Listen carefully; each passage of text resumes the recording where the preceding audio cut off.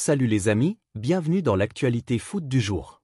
Installez-vous bien, c'est chargé en infos croustillantes entre le Barça, le Real, la Premier League et la Serie A.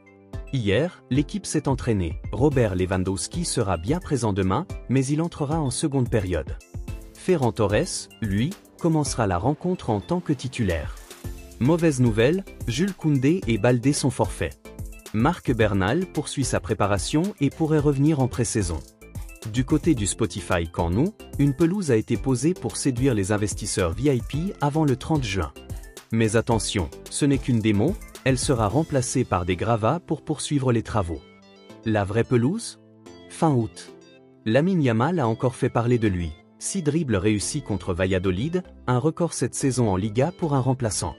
Le match Espagnol-Barcelone pourrait se jouer à huis clos après un nouvel incident. 3 briquets jetés sur le gardien du Betis.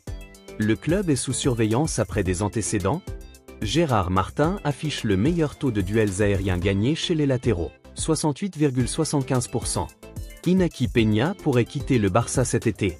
Inter, Barça, mardi, ce sera Simon Marcignac au sifflet. Voici un aperçu du nouveau maillot de l'Inter pour la saison prochaine. Benjamin Pavard a repris partiellement l'entraînement et pourrait jouer quelques minutes contre le Barça.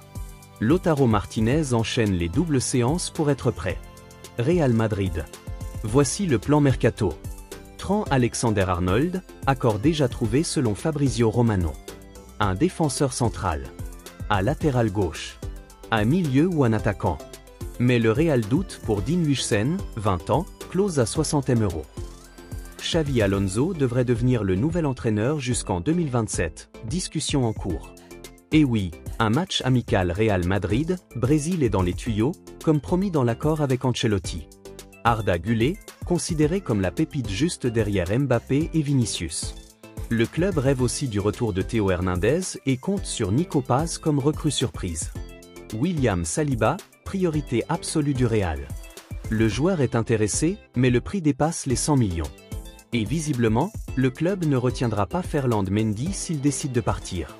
Transfert à la loupe. Arsenal, Chelsea, City et le Barça se disputent Wesley, Flamengo.